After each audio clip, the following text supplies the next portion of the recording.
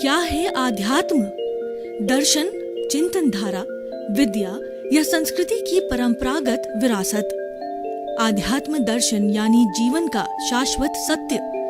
मानव जीवन से जुड़े शाश्वत सत्यों को जानिए और समझिए उपासक डॉक्टर सोहन राज तातेड़ से हमारे खास कार्यक्रम आत्मविज्ञान में।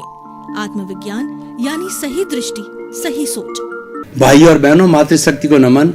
स्टूडियो में आपका हार्दिक स्वागत है, अभिनंदन, सत्कार है। आत्मविज्ञान साइंस ऑफ द सोल कार्यक्रम के अंतर्गत हम आपको सही दृष्टि, सही सोच, राइट विजन, राइट थिंकिंग के तहत आपको जो है आपके जो नकारात्मक भाव है उसको सकारात्मक भाव में बदलने के लिए आए हैं। यानी आपकी जो नेगेटिव थिंकिंग है वह पॉजिटिव थिंकिंग में कैसे बदले, उसके लिए हम चिंतन करते हैं। उसके लिए हम नए नए एपिसोड्स बनाते हैं ताकि आप एक अच्छे इंसान बन सको, आप एक अच्छा जीवन यापन कर सको, आप लोगों का भला कर सको, आप परोपकार कर सको और जीवन को सार्थक बना सकते हो। ये सारा कार्य हम जो है अलग अलग एपिसोड्स के माध्यम से करते हैं।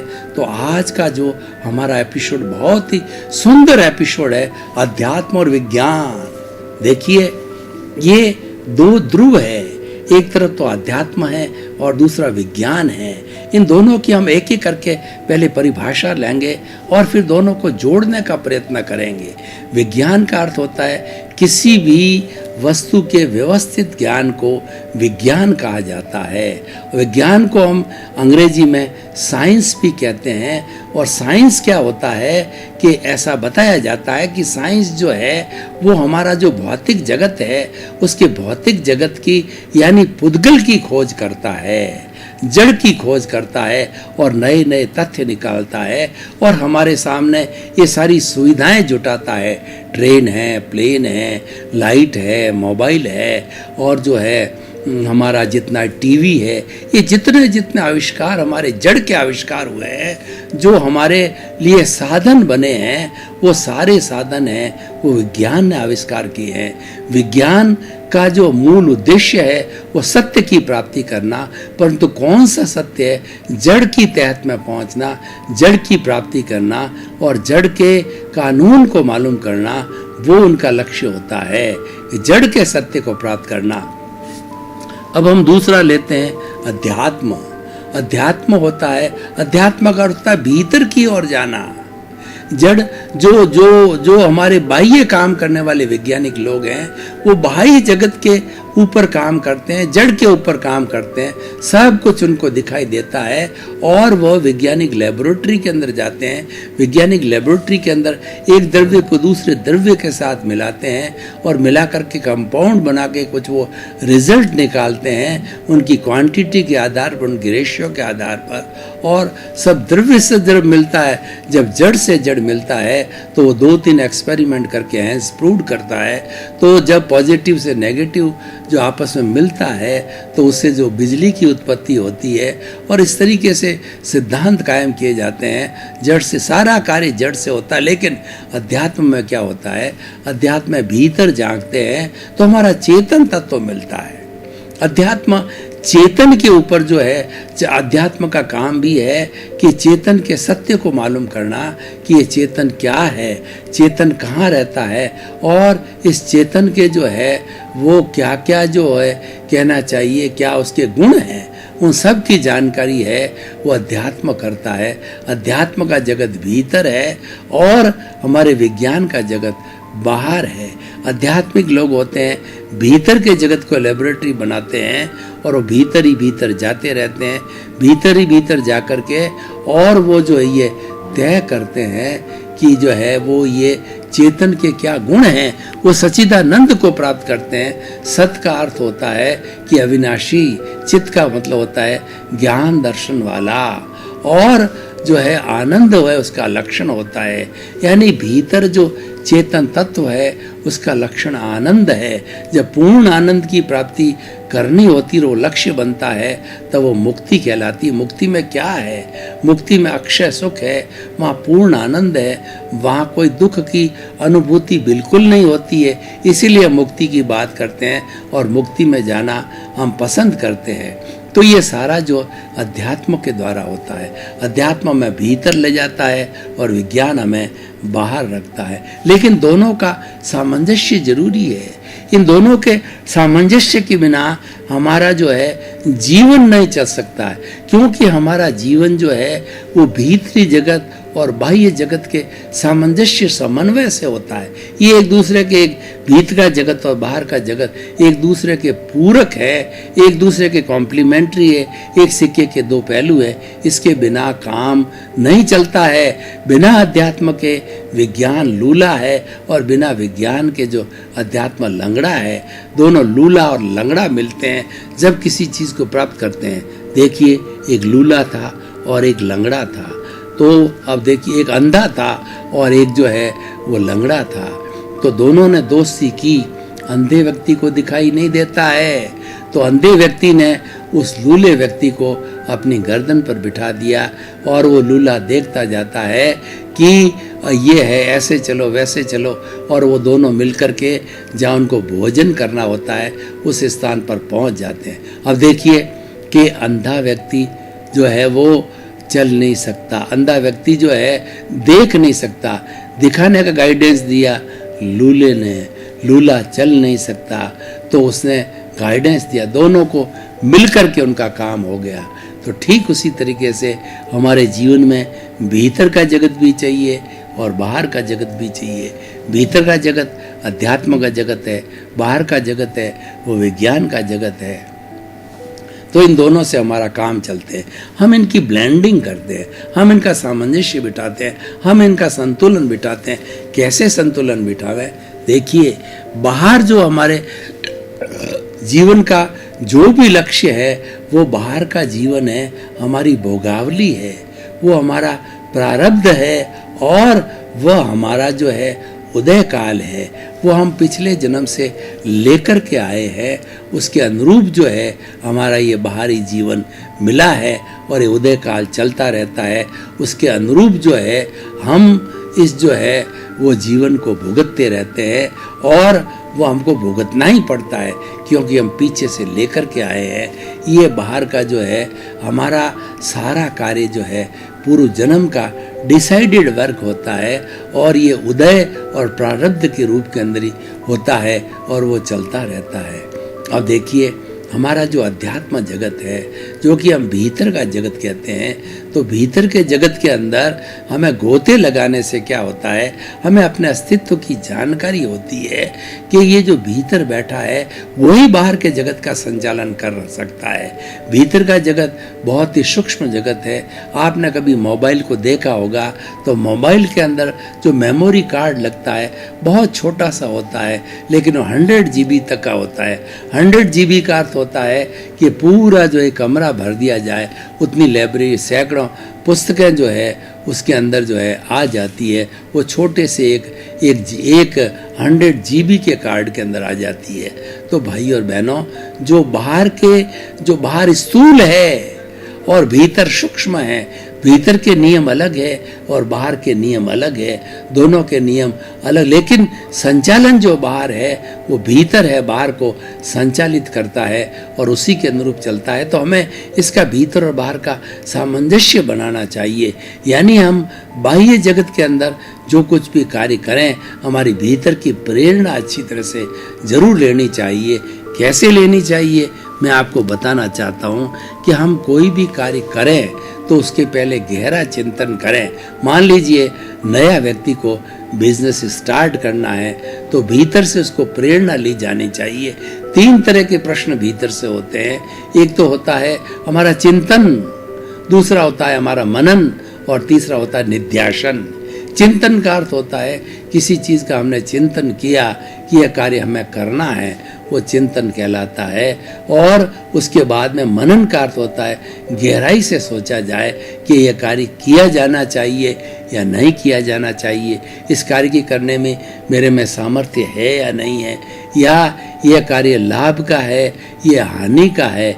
ये हमारा पूरा जो है हमें चिंतन करना चाहिए। तो ये सारा जो मनन के द्वारा होता है और निध्यासन होता है, ये एग्जीक्यूशन वर्क है। निध्यासन के माध्यम से हम कार्य प्रणाली बनाते हैं, कैसे एग्जीक्यूट करेंगे, कितने चरणों में एग्जीक्यूट होगा, इसको एग्जीक्यूट करने के लिए क्या क्या साधन होंगे, कौन कौन से लोगों को हमें वो जो एम्प्लॉय करना पड़ेगा, कौन सा व्यक्ति कार्य करना करेगा, ये सारी योजना हम बनाते हैं और ये योजना जो है बना करके ये निध्यासन में आता है। ये सारा भीतरी जगत के अंदर होता है और बाहर उसकी परिणति है। बाहर जो हम देखते हैं वो हमारे भीतर जो ध्वनि है उसकी प्रतिध्वनि है। बाहर का सारा संसार, हर मनुष्य का, हर प्राणी का बाहरी संसार भीतर की प्रतिध्वनि है। ध्वनि भीतर होती है, प्रतिध्वनि बाहर होती है। किसी आप खुले कुएं पर जाइए और खुले कुएं के अंदर से आप जोर से आवाज़ लगाइए कि तू बदमाश है, तो भीतर से उस ध्वनि की प्रतिध्वनि आएगी कि तू बदमाश है। अब आपने उसको अच्छा जो है वो थॉट दिया कि तुम अच्छे इंसान हो, तुम अच्छे व्यक्ति हो, तो भीतर से आवाज़ आएगी कि तुम अच्छे इंसान हो, अच्छे व्यक्ति हो। यानी वो ध्वनि की प्रतिध्वनि है। हमारा ये सारा जीवन जो है ये प्रतिध्वनि है। ये ध्वनि हम पीछे से डाल के आए थे। ये मन वचन काया की 3 बैटरी हम लेकर के आए हैं और ये बैटरी इस पूरे जीवन के अंदर डिस्चार्ज होती रहेगी। चार्ज हम पीछे जन्म से करके आए। चार्ज का मतलब ये है हम कॉजेज जो कि अच्छे बुरे परिणाम हमने डाले हैं, जो हम बीज बो कर के आए हैं, पूर्व जन्म के अंदर बो के आए हैं। पूर्व जन्म में हमने जैसे भाव किए थे वो भाव कर्म थे, वो सारे भाव कर्म है इस जन्म में आकर के हमारे द्रव्य कर्म बनते। जब हम जन्मते हैं तो वो द्रव्य कर्म है, उदय काल में आते हैं और अंत समय तक उसका उदय और प्रारब्ध होता रहता है। उसके अनुरूप पूरी फिल्म बनती है कि हमारा पुण्योदय पापोदय हर क्षण चलता रहता है और ये पूरी फिल्म बनती है और उस फिल्म के अनुरूप जो है हमें जीवन भुगतना होता है। उसमें हमारी कोई स्वतंत्रता नहीं है। हमारी एक सांस लेने की नई स्वतंत्रता नहीं है। ये तो हमारा प्रारब्ध है और हमारा उदय है जो हम पीछे से लेकर के आए हैं। तो इस तरीके से भाई और बहनों, ये जो अध्यात्म है ये बहुत गहरी चीज़ है। दोनों ही अच्छे हैं। एक हमारा जड़ पे काम करता है और एक हमारी चेतना पे कार्य करता है। इस शरीर को भी ले, ये शरीर है जड़ और चेतन का मिश्रण है। इस शरीर में एक आत्म तत्व को लेकर है। ये पूरे ब्रह्मांड के अंदर जे पिंडे ते ब्रह्मांड है, जो पिंड में है वही ब्रह्मांड में है। यानी पूरा ब्रह्मांड का अंदर एक आत्म तत्व सर्वशक्तिशाली है। एक आत्म तत्व ही ऐसा है जिसके अंदर फीलिंग है, जिसमें सुख दुख की अनुभूति हो, और शेष सारा जड़ पदार्थ है। ये सारा संसार है जड़ पदार्थ से बना हुआ है और जड़ पदार्थ में पुद्गल होते हैं, परमाणु होते हैं, उनमें वर्ण होता है, गंध होता है, रस होता है, स्पर्श होता है और वो गलन मिलन धर्मा होते हैं, मिलते रहते हैं, बिछुड़ते रहते हैं। हर संजोग के साथ में वियोग जुड़ा हुआ रहता है।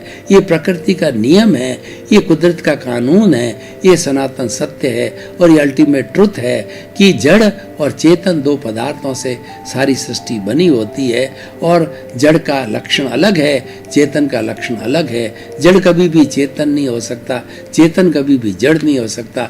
ये सनातन सत्य है। दोनों मिल सकते हैं जैसे शरीर मिला हुआ है। इस शरीर को हिलाने वाला, इस शरीर को चेतना देने वाला भीतर जो बैठा प्रभु है वही चेतना देता है और वही इसको जो है वो एकदम एनर्जी दे करके और अच्छा बनाता है ताकि वो इसके अनुरूप चले। तो इस तरीके से भाई और बहनों, ये आज का विषय अध्यात्म विज्ञान दोनों बहुत ही सुंदर विषय है। अध्यात्म जो है हमें दिशा देता है, विज्ञान हमें गति देता है। हम एक कार चलाते हैं तो कार पे एक पैर हमारा एक्सीलेटर पे पैर होता है और एक हमारा स्टीयरिंग होता है। तो एक्सीलेटर है वो विज्ञान के समान है। एक्सीलेटर पर आपने पाँव दिया तो ये गाड़ी जो है तेज गति से भागेगी और ये 100, 110, 150 तक चली जाएगी। तो ऐसी स्थिति में क्या होगा कि हमारे नुकसान भी हो सकता है। हमको थोड़ी झपकी आई और हमने ध्यान नहीं दिया तो बहुत बड़ा एक्सीडेंट होता है। उसको दिशा देने के लिए स्टीयरिंग उसको दिशा देता है, इधर मुड़ो उधर मुड़ो स्पीड को धीरे, इसीलिए जो सारा अध्यात्म है वह तो हमें दिशा देता है और विज्ञान गति देता है। विज्ञान पर अंकुश करने के लिए अध्यात्म की आवश्यकता होती है। तभी हमारे पूरे ऋषि मुनियों ने पूर्व जीवन के अंदर अध्यात्म विज्ञान दोनों को स्थान दिया। हमारे वेदों को देखो और हमारे पुराण, त्रिपिटक, हमारे आरण्यक, हमारे जो है जितने भी जो हमारे आगम हैं और जितने भी हमारे धार्मिक ग्रंथ हैं, उन ग्रंथों के अंदर आप देखोगे कि दोनों का समन्वय किया है। दोनों के अंदर जड़ और चेतन की बात है। अधूरापन कहीं नहीं है। खाली चेतन अकेला क्या करेगा, वो तो अमूर्त है। अगर प्योर चेतन है वो तो शरीर में रहता ही नहीं है, वो तो कुछ काम का ही नहीं है, वो तो निष्क्रिय है और वो तो मोक्ष में रहने वाला है।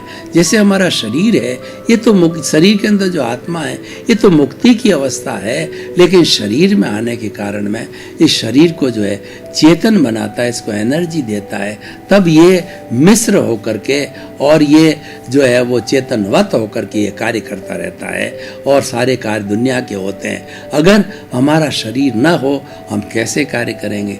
चेतन अकेला शरीर के बिना टिक नहीं सकता। इसलिए अध्यात्म और विज्ञान को समझना बहुत जरूरी है। एक दूसरे के इसमें कहीं विरोध नहीं है। ये तो हमने क्या है कि इसमें विरोध पैदा कर दिया। अध्यात्म और विज्ञान में कभी विरोध नहीं था और विरोध हो ही नहीं सकता है, क्योंकि दुनिया की तरक्की करने के लिए दोनों ही चाहिए, दोनों का संतुलन और सामंजस्य चाहिए। अब भाई और बहनों, आज मैं इस एपिसोड को डिस्कशन के लिए ओपन करता हूँ। डिस्कशन के लिए ओपन करने का अर्थ ये है इसकी रिलीवेंस को हम जांचें, इसको कसौटी पर कसें, इसकी जो है हम उपयोगिता को जांचें, इसकी सोशल यूटिलिटी को जांचें कि कितना सार्थक है। तो मैं बताना चाहता हूँ कि आज के युग की मांग है। आज हमारा विज्ञान चरम सीमा पे है।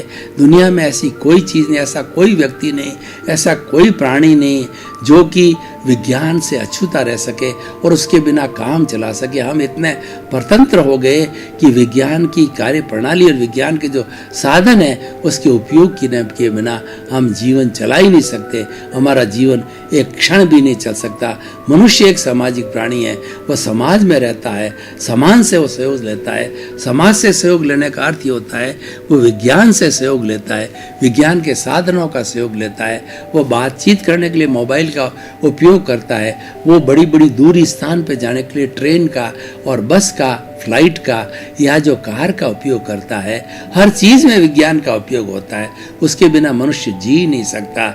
जैसे सामाजिक प्राणी अकेला नहीं जी सकता है तो वो विज्ञान के बिना भी नहीं जी सकता।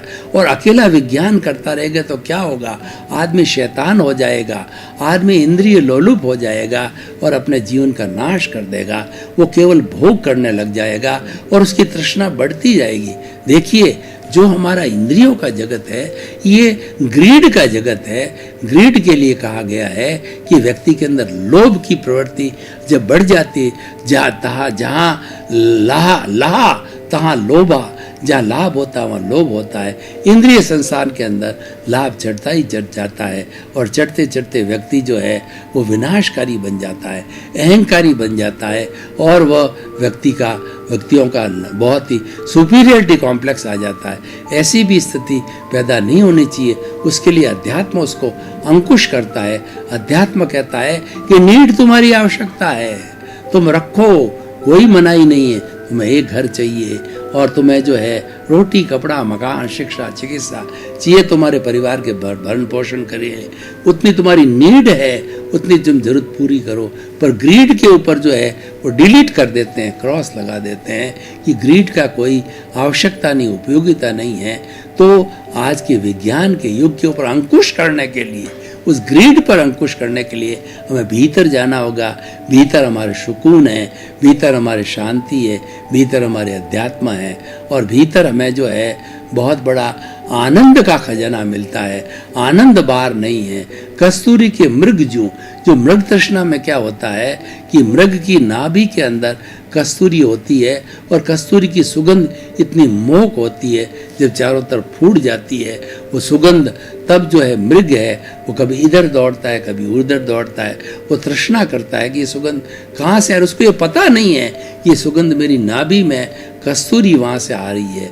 तो उसी तरीके से मनुष्य जो है, जो इंद्रिय सुख वाला है, जो केवल विज्ञान का उपयोग करता है, केवल बाह्य जगत में रहता है, केवल व्यवहार जगत में रहता है, तो वह उन साधनों में सुख ढूंढता है। रोटी में, पद में, प्रतिष्ठा में, घर में, दौलत में, बंगले में, गाड़ी में, कार में, उसी में सुख ढूंढता है और उसी से सुखी होता है। लेकिन उसमें सुख नहीं है।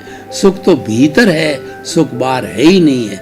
जब वो असली सुख चाहेगा तो उसको भीतर जाना पड़ेगा, उसको अध्यात्म की शरण में जाना पड़ेगा। इसलिए हम किसी को कोसे नहीं, विज्ञान वाले अध्यात्म को नहीं कोसे, अध्यात्म वाले विज्ञान को नहीं कोसे, क्योंकि दोनों एक दूसरे के पूरक हैं, एक दूसरे के घटक हैं, एक दूसरे के साथ चलने वाले हैं। इसलिए कोसना नहीं है, बल्कि एक दूसरे को सपोर्ट करना है, एक दूसरे के कम्प्लीमेंट्री है। तो हम ऐसा वातावरण बनावें, ऐसी ब्लेंडिंग करें, ऐसा सामंजस्य बिठावें, ऐसा संतुलन बिठावें कि हमारे जीवन में अध्यात्म और विज्ञान दोनों को साथ मिले। मतलब ये है कि हम प्रभु की भक्ति भी करें और साथ साथ में अपने जीवन का भी विकास करें। हमारा बाह्य जीवन भी अच्छा बने और हमारा भीतरी जीवन भी अच्छा बने। भीतरी जीवन अध्यात्म अच्छा बनाएगा और बाहरी जीवन जो है हमारा विज्ञान अच्छा बनाएगा। दोनों इसको सुशोभित करेंगे। तो भाई और बहनों, बहुत ही सुंदर एपिसोड है। तो ये एपिसोड हमें ये शिक्षा देता है, आप संतुलन कीजिए। संतुलन प्रकृति का नियम है, संतुलन संसार का नियम है। परस्पर गुरु जीवानाम, व्यक्ति अकेला एक जो है निरपेक्ष रह करके जीवन यापन नहीं कर सकता है, उसको रिलेटिव होना पड़ेगा। सारा कॉस्मॉस रिलेटिव है। कॉस्मॉस के लिए कहा जाता है एक परिंदा भी जब पर मारता है तो सारा कॉस्मॉस प्रभावित होता है। और जो लोग विज्ञान है, जिन्होंने जो है वो वाइब्रेशंस को पढ़ा है, जिन्होंने कॉस थीटा, साइन थीटा और वेव लेंथ और उसके बाद के अंदर जो है उन्होंने फ्रीक्वेंसी को पढ़ा, तो वो जानते हैं कि किस तरीके से सारा जो दुनिया है वो वाइब्रेशन से संचालित होती है। उसी वाइब्रेशंस में रूपांतरण होता है। हमारे जो बाहर का जगत है उसके अंदर आइंस्टीन ने बताया कि E = mc², E एनर्जी। इस पूरे सृष्टि की एनर्जी फिक्स है और उन्होंने फॉर्मूला दिया E = mc²। m का मतलब मास है कि जो जितनी चीज की मास होती है और c कांस्टेंट है, यानी द्रव्य है ठोस में बदलता है, ठोस गैस में बदलती है, गैस वाइब्रेशन बदलती है, रूपांतरण होता रहता है। पर हर युग के अंदर, हर समय में, भूत में, भविष्य में, वर्तमान में एनर्जी कभी वेस्ट नहीं रहती है, मात्र रूपांतरण होता है, वो हमेशा कांस्टेंट रहती है। एक तरह के आज जो मैं बोल रहा हूँ, ये बोल करके भाषा जो है, मेरी जो भाषा मोबाइल में जाएगी, ये यूट्यूब के अंदर जाएगी और ये लोगों को सुनाई देगा, इसका वीडियो बनेगा और वो सुनाई देगा। बात तो मैं मुंह से बोल रहा हूँ, लेकिन पूरे विश्व में बैठा हुआ कोई भी व्यक्ति है यूट्यूब के माध्यम से मेरी बात को सुन सकता है और अपने इस ज्ञान को प्राप्त कर सकता है। वो सनातन सत्य को प्राप्त कर सकता है, वो कुदरत के कानून को प्राप्त कर सकता है, वो सही दृष्टि और सही चिंतन को प्राप्त कर सकता है और अपना मिथ्या दृष्टिकोण त्याग करके वह जो है वो अपना जो है वो सम्यक ज्ञान प्राप्त कर सकता है। सम्यक ज्ञान क्या है कि अध्यात्म और विज्ञान को जोड़ना।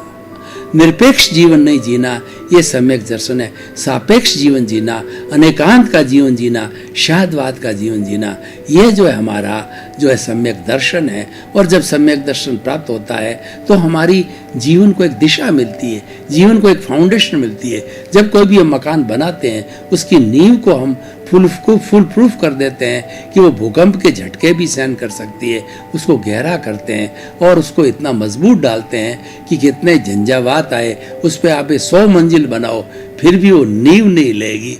पाइल फाउंडेशन है और जो है फाउंडेशन ऐसी है जो कि अर्थ क्वेक फ्री हो, जो भूकंप की फ्री हो, ऐसा आजकल निर्माण होने लग गया। और उस पर सैकड़ों मंजिलें भी बढ़ नहीं रही है, मल्टी कॉम्प्लेक्स बनने लग गए हैं।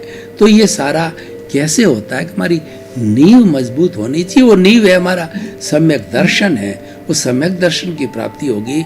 हमें किसी में दोष नहीं निकालना है, हमें किसी के गुणों को देखना है। और जब हम गुणग्राही होने लग जाएंगे तब हमें दोष दिखने बंद हो जाएंगे। इसलिए कहा गया कि दोष देखना हो तो खुद के देखो, गुण देखना और दूसरे के देखो, ये अंगुली मैं आपकी तरफ कर रहा हूँ, इसका मतलब मैं आपके नुक्ताचीनी कर रहा हूँ, आपके दोष निकाल रहा हूँ। तो पिछली 3 अंगुलियां अंगूठा ये मुझे शिक्षा देता है कि तुम भीतर झांको। तुम्हारे भीतर तो जो दोष तुम एक दोष दिखा रहे हो, तुम्हारे भीतर तो सैकड़ों भरे पड़े हैं, और इसके दोष दिखाने से तुम्हें क्या लाभ होगा? तुम्हें तो अपने भीतर के दोष की शुद्धि करोगे, तभी तुम सिद्ध बुद्ध मुक्त बनोगे, तभी तुम्हारा कार्बन शरीर, कॉजल बॉडी और लिंग शरीर धुलाई होगी, और वह जब जड़ जड़ में चला जाएगा, चेतन चेतन में चला जाएगा, तब आपकी मुक्ति। दोनों के जो आपसी जो संबंध है, उन संबंधों को छूटा करना है, उन संबंधों को खोलना है, दोनों के बीच में फेविकोल को हटाना है। फेविकोल जुड़े हुए हैं ये जन्म जन्मांतर से, जो ही फेविकोल टूटा जो है वो आपका कॉन्शियसनेस जो है मुक्ति में चलेगी है, और जड़ है वो चतुस्पर्शी जो परमाणु, वो परमाणु जो रियल उसका जो स्वरूप, जो परमाणु शुद्ध परमाणु में चले गए, और वो भी रियल तत्व बन गए, ये भी रियल तत्व बन गया, वो भी रियल तत्व बन गया। तो हमारे जीवन को समझना है, जीवन को समझने के लिए अध्यात्म और विज्ञान दोनों को समझना पड़ेगा। हम किसी एक चीज़ को जो अलग नहीं कर सकते, अलग करेंगे तो हमारी तरक्की नहीं होगी, हमारा बाह्य जगत अच्छा नहीं होगा, भीतर का जगत अच्छा नहीं होगा। दोनों जगत को समझना पड़ेगा, उनके बीच में संतुलन बिठाना पड़ेगा, तभी जाकर के जो है हमारा निर्माण हो सकता है। तो भाइयों और बहनों, जो 7 अरब की जनसंख्या है, ये अपना वो होलिस्टिक विकास करना चाहती है, तो उसको अध्यात्म और विज्ञान दोनों को जोड़ना चाहिए, दोनों को रिलेटिव करना चाहिए, सापेक्ष बनाना चाहिए, दोनों की ब्लेंडिंग करनी चाहिए, और दोनों को जोड़ करके जो हमें एक रिजल्टेंट आता है वैसा जीवन जीना चाहिए। न तो हम जो विज्ञान को इग्नोर करें, न हम अध्यात्म को इग्नोर करें, दोनों को इक्वल इम्पोर्टेंस दें। वो अपनी जगह सत्य है, वो अपनी सत्य है, और दोनों का जो है उद्देश्य एक ही है कि सत्य की प्राप्ति करना। जड़ पे काम करने वाले वैज्ञानिक भी सत्य की प्राप्ति करना चाहते हैं, और अध्यात्म पर काम करने वाले अध्यात्म योगी जो अपने शरीर को लेबोरेटरी बनाते हैं, वो भी सत्य तक पहुंचने की, भाई मेरा अस्तित्व क्या है, अल्टीमेट ट्रुथ क्या है, उस पर पहुंचने का कार्य करते हैं। दोनों का लक्ष्य एक है, दोनों की अवस्थाएं अलग अलग है, एक जड़ पे काम करता है, एक चेतन पे काम करता है। भाई और बहनों, आपका बहुत बहुत धन्यवाद। आप जो है हमारा ये आत्मविज्ञान कार्यक्रम बराबर देख रहे हो, हमें बराबर फीडबैक मिल रहा है कि हमारे पीछे जो है आपका जो ईमेल और हमारा मोबाइल ऐप और हमारी वेबसाइट दी हुई है, उसके माध्यम से आपकी जिज्ञासाएं आती रहती हैं। उन जिज्ञासाओं का हम समाधान बराबर भेज रहे हैं। उससे ये प्रतीति हो रही है कि आपको आत्मविज्ञान कार्यक्रम अच्छा लग रहा है। आप भेजते रहिए, हम आपका समाधान करते रहेंगे, क्योंकि हमारा उद्देश्य है सर्वे भवन्तु सुखिनः सर्वे भवन्तु निरामया। इसी क्रम में आपका जीवन आनंदमय हो, मंगलमय हो। आपके प्रति बहुत बहुत शुभकामनाएं। आत्मविज्ञान में आत्मविज्ञान यानी सही दृष्टि, सही सोच।